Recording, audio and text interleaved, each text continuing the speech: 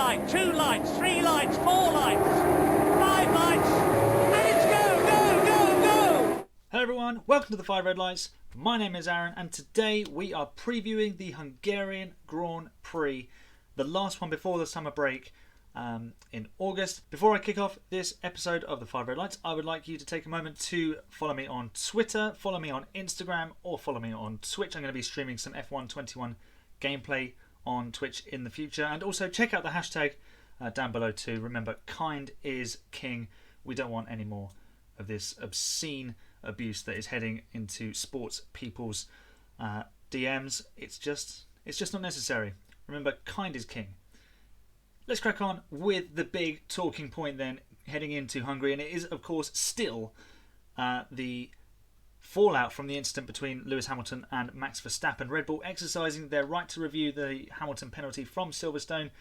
They've been kind of dragging this out, and it's got to the point where they have lost an awful lot of sympathy from neutral fans, fans of other teams as well. Fans of Red Bull are also getting a little bit tuned off to this, and I'm even hearing on the F1 Nation podcast, Damon Hill and Tom Clarkson kind of getting a little bit tired of it, to be honest. And I get, obviously, it's a big bill that Red Bull have had for the repairs of the car, and just the fact that they keep bleating on about it.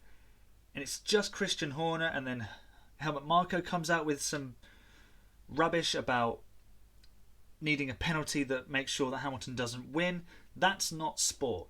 That is just trying to do something deliberate to stop someone else winning. That is not how Formula One should be. That's not how any sport should be.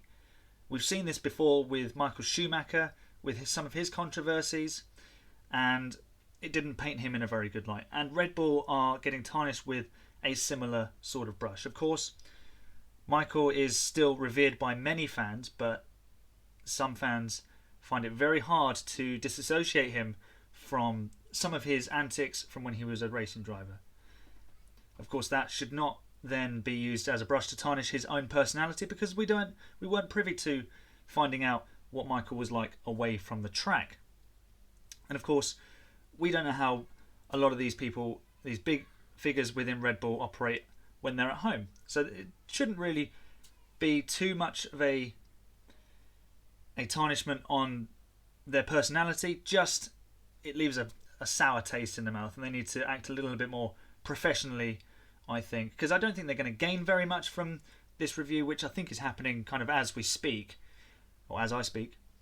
And the race is done. I would be absolutely astounded if the stewards give Lewis a stronger penalty.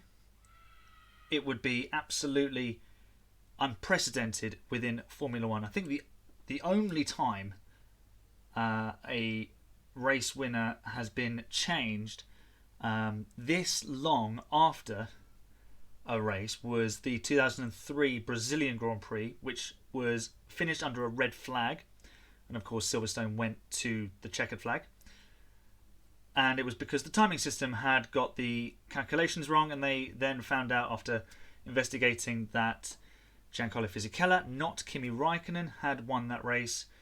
And I think, well, had Kimi kept that win, it would have put him level with Michael Schumacher in that season's World Championship. He would have still lost out on countback, but that is the fine margins in Formula One. And I think that is the only time a winner has been changed this far after a race. So how that will pan out, I'm not sure. I kind of think that Red Bull should be warned about their conduct, because it is borderline bringing the sport into disrepute. Both teams have been able to have their say. Mercedes have had their say in a very dignified manner. They've put up Toto Wolff, Andrew Shovlin, James Allison, and they've not tried to point the finger at Red Bull. They've just explained how they felt, and it's been very calm and very considered. And Red Bull have just been kind of banging the drum about getting Lewis Hamilton a bigger penalty. And for me, that is not on. So let's stop looking back at what happened in Silverstone and look forward to what is going to happen in Budapest. Now, it is a historic Grand Prix, the Hungarian Grand Prix. It was the first race behind the Iron Curtain way back in 1986, where, quite memorably, Nelson Piquet drifted around the outside of Ayrton Senna to take the lead and eventual victory on that day. It's actually been quite a good place for maiden Grand Prix victories. Future world champions Fernando Alonso and Damon Hill taking their maiden Formula 1 win in Budapest. Fernando Alonso turns 40 today. Happy birthday, Fernando. Many happy returns to you, or feliz cumpleaños, as they say in his native tongue. Another memorable debut win was for another future world champion, Jenson Button, when he took his maiden win for the Honda team, which is now actually the Mercedes team, of course, all the way back in 2006. It came in conditions he would become synonymous with, a wet-dry race where all sorts happened. And Jenson started that race from 14th on the grid, on a track where it's quite tough to overtake. Obviously, the wet-dry conditions helping, and a few of the other incidents too. I strongly suggest you go and find it on F1 TV and check it out, because it is a bonkers Grand Prix. Now, of course, as I stated a second ago, overtaking is tough. It's not impossible, but it's certainly not easy, and pole position is a very handy place to find yourself when the 5 red lights are coming on come Sunday afternoon. Strategy is an important factor, as Mercedes displayed in 2019 when they beat Red Bull and Max Verstappen on that day. But perhaps more famously, it was Michael Schumacher when he delivered multiple qualifying laps in a row in the 1998 edition of the race to leap from 3rd to 1st ahead of the 2 McLarens, which were driven by Mika Hakkinen and David Coulthard that day when Michael was in the Ferrari. Masterminded, of course, by Ross Brawn. Wonder how his latest ideas are doing in F1. Usually it's a hot and physically demanding Grand Prix, and there is a possibility of rain this weekend. It is a good race for fans to attend as well, the race in Budapest, as some grandstands offer up to 80% viewing capacity of the circuit. Now that is value for money. With that all said, let's dive into some predictions. Let's start with qualifying. It's a normal qualifying this weekend, no sprints here in Budapest. Who's going to be on pole position? Well, I have gone for, let's get it up, Lewis Hamilton. Of course, he set the fastest lap in qualifying for the sprint at Silverstone and wasn't credited with the pole position because, I don't know. Why? Why F1? Why do you do these things to us? Why make it silly? But I think Lewis is going to set the record straight here and take pole position number 101. Will he go on to make it a century of wins as well, having taken 99 in Silverstone? But let's see who is going to be lining up alongside him on the front row. It's going to be Max Verstappen. Now, I tentatively say it's going to be Hamilton, then Verstappen, but of course it could quite easily be the other way around. I think the Hungaroring circuit is going to be a fairly even playing ground for both of them, and I have a bit of a theory that the Mercedes updates at Silverstone have given them enough downforce that they are now able to compete with Red Bull, but they kind of disguised that performance with their setup, going for the low drag option. Now, obviously, I think Red Bull will be aware of this and be potentially expecting Mercedes to be very, very quick this weekend. And they say that it's Monaco without the walls, so there could be another team in the mix. Just think back to the Principality and who performed well there. But I think we're going to see Lewis and Max at the front again this weekend, and let's see if they can make it round turns 1 and 2 safely. In third place on the grid, now remember, Ferrari were the star performers in Monte Carlo. Actually, Charles Leclerc grabbing pole position, somewhat controversially, but he did have pole, which he then didn't start from, which was such a shame. But it's actually his teammate that I'm going for in third place, Carlos Sainz. He has a very good record around Budapest, and Charles actually doesn't have such a great record in Hungary. He was actually outperformed last year by Sebastian Vettel, even though Seb was having an absolute disaster in the Ferrari in his final year. So I'm going for Carlos in P3 on Saturday afternoon. But that said, McLaren was strong in Monaco too. Not quite as strong as Ferrari, and I think this circuit might play slightly more to the McLaren than Monte Carlo did. And I could just as easily see Lando or Daniel up there as well. I'm repping for Daniel today, my brand new British Grand Prix edition Daniel Ricciardo shirt in a mint colour. I'm very happy with it, very comfortable in it, and loving the purple and the green. It's beautiful. But one of those two could quite easily spring a surprise. I wouldn't say a surprise actually, because they're bloody good drivers. They're very, very fast. But I've gone for Carlos. I don't think Charles is going to have such a good weekend this week, but we'll wait and see. We could always be surprised. Let's move on to the race, and my race winner is Lewis Hamilton. I do think they're going to get round turn 1 and 2 in the right manner. Lewis and Max, and well, if I'm the driver on pole position, here is what I would do. I would do a Michael Schumacher style swerve across the track. I would bear in mind that the racing line and the pole position are on the left hand side in Hungary. I would move across to the right, cover off the guy on the inside in second place, and then I'd run him wide at turn 1. And that would then give me the inside for turn 2, where again I would run the driver wide at turn 2 and take the lead for myself. Of course, it would have to be all fair. If you're just crowding and driving someone off the track, that is not on.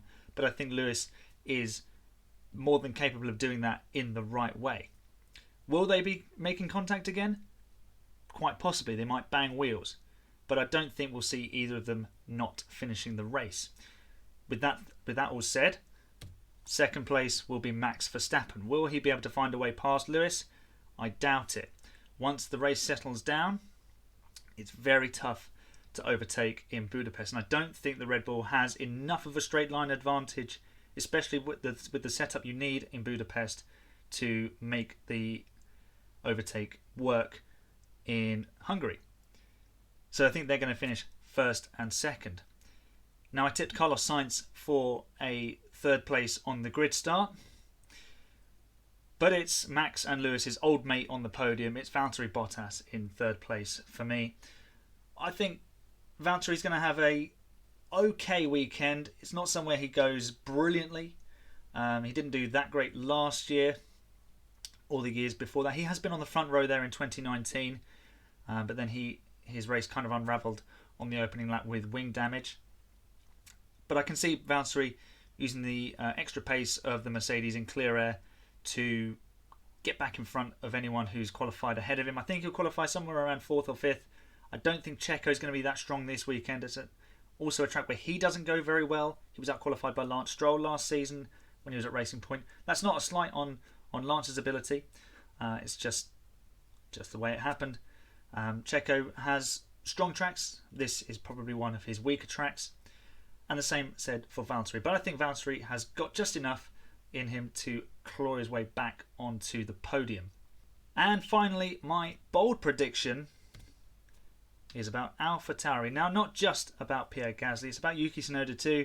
And it's that AlphaTauri are going to score no points in Budapest this weekend. Yuki has shown himself adept at throwing the car at the wall in qualifying all too often this season. And if I remember rightly, I don't think he did that well in F2 last season. Mick Schumacher had a good showing there last season. Was it last season? Or was it the season before he took his first win there? Might have been the season before. Can't quite remember. Correct me on that in the comments down below if you would, very kindly. But for some reason I just have this feeling about AlphaTauri this weekend. They're just coming off the top of the wave at the moment, and they need a little bit of a second wind.